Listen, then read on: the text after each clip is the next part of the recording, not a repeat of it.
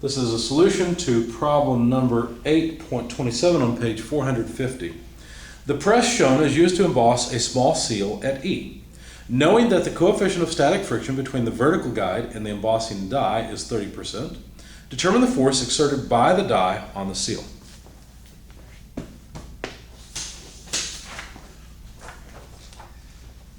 We copy a sketch of the mechanism from the book. There's a pivot point at B, however, the members about it are connected together. That pivot point is for another member, which goes down and connects to a slider. It's the slider that slides down and presses against whatever needs to be embossed. Okay. Now this point A is pinned to ground, and some dimensions. The length to AB is 200 millimeters. The length between the end where a 250 Newton load is applied and B, that length is 400 millimeters. There is a 20-degree angle from vertical to the arm. And of course there's a force F equal and opposite to however hard the die is pushing down, the thing being embossed is pushing back up. And the friction coefficient between the slider and ground is 0.3. Further, there's a 60-degree angle of member AB with respect to the horizon. We're supposed to find F. That's what we're looking for.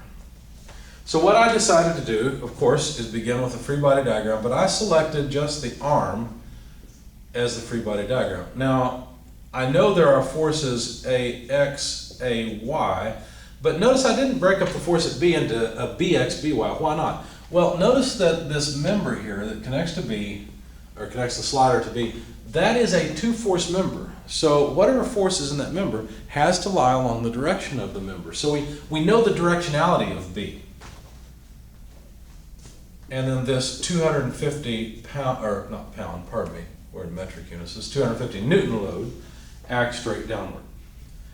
Now, let's drill down on that just a little bit. So considering a BX, BY dissolution of this force, the resultant of the two has to lie along this line. That means there's a relationship between them. That means that BX over BY is a known ratio. And it's just the ratio that gives us this direction, okay? So basically what we're saying is there's essentially a geometry triangle, point B here, with an angle of 20 degrees here, where the vertical side here, the cosine side, represents BY. Because we're using an analogy. Notice I said the geometry triangle, and then I went to a force triangle, didn't I? What's going on? Well, this force triangle is similar to the geometry triangle. The geometry triangle comes from the angle of the member. The force triangle comes from the fact that the force has to lie along that exact same direction. So the BY goes with a cosine function, and BX goes with sine. Okay, so there's the ratio of BX to BY. And by the way, this is just the tangent of 20 degrees. Now let's go into the math. Let's sum moments about point A, taking counterclockwise as positive. We sum moments about A, that gets rid of AX and AY. We won't have to deal with them. We don't care about them, so why calculate them? Why waste time? But I will use BX and BY in my calculations. Let's start off with the 250 Newton force. It acts downward, and it certainly causes a negative moment about A. So minus 250 newtons multiplied by, well, let's see. We need the distance from here out to the end. It consists of two segments, partially due to the 200 millimeter, partially due to the 400 millimeter segment. Let's start with the 200 millimeter segment. It'd be 0.2 meters, that's the same thing as 200 millimeters, times we need the horizontal piece, so that is cosine 60 degrees. And then we need however much this 40 millimeter length gives us in the horizontal direction. Now, if we've got 20 degrees from vertical back here, and this, let's see, now wait a second. Oh, I forgot something. They told us this was 15 degrees, and I hope I didn't mess that up in my solution. I was thinking that this member is perpendicular, but that's not the case. So 15 degrees, good, I used the right number in my solution. Anyway, so since we've got a 15-degree angle, we know that we want 400 millimeters times cosine of 15 degrees. So that's 0.4 meters times cosine 15 degrees. Let's make a note that these are meters. So we have Newton meters of torque, which is what we expect. So there's the moment of the 250 Newton force. Bx and By will also cause a moment about A.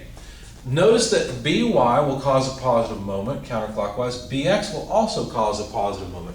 So both of the next terms will be positive. Let's start with Bx. Bx will have a vertical moment arm, so we need the vertical height of this 200 millimeter hypotenuse. And so that's 0.2 meters multiplied by sine of 60 degrees. And then the moment from By, well, then we need the horizontal distance from A over to B. And in fact, we've already worked with that here. So that would be 0.2 meters multiplied by cosine of 60 degrees. Anyway, that sum of moments should come out to zero because those are all the forces that cause moments, and there's no concentrated moments of torques here, so there we go. If we look at this left-hand side, that's just a number. Let's calculate it and move it to the left-hand side of the equation. I did that and came up with 121.5926, but since I rounded it off, that means it's approximately equal to the rest of this.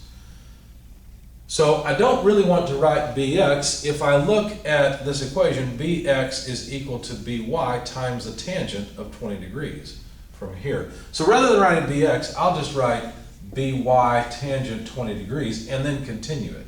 Okay?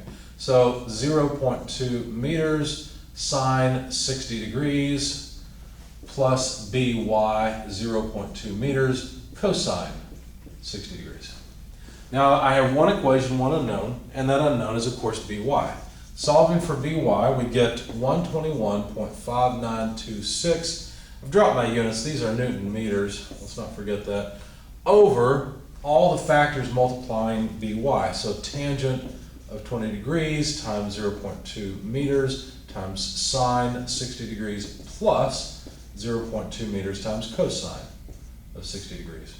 Notice that the meters all go away, and so By will come out in newtons, which is what we expect.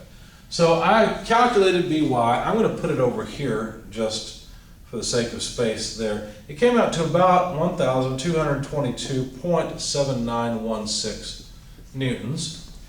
And since Bx is By multiplied by the tangent of 20 degrees, when I had that in my calculator, I just went ahead and multiplied it by 20 degrees.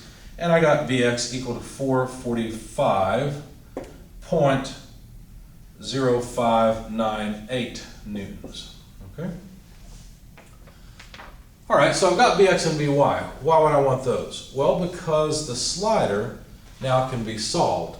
Notice that there's a force B acting on the slider that would be equal and opposite to what's acting up on the handle. But I can similarly take this force and decompose it into By, Bx components. Of course, Bx is not as large as By, but there we go. Then there must be a normal force. And since we're pushing the die down, then friction has to act upward, opposite of motion. And then there's some force F that we're supposed to find. This is the force we're looking for. So now for this free body diagram, if I sum forces in the horizontal direction, it's pretty obvious that Bx and N are equal and opposite to each other. Not really a surprise. If I sum forces in the vertical direction, things are a bit more interesting. We've got force F acting up plus force of friction, little f, acting up, and By acting downward, but those sums of forces have to come out to zero. Now the force that I'm looking for, F, must be By minus the friction. Now the friction force is equal to mu, the friction coefficient, times the normal force, but the normal force is just Bx. So force F has to be By, which we know is 1,222 point yada yada, 1,222.7916 newtons, minus the friction coefficient, which is 30%, times Bx, which is 445.0598 newtons. And if we plug all of that into a calculator, you find that force F is equal to about 1,089.27 newtons. So that's the force being applied by whatever's being embossed. I think they said it's an embosser. Let's see. Yeah, it's an embossing die. So something's being embossed at the bottom of this slider. And that's the force that that medium is pushing up on the slider.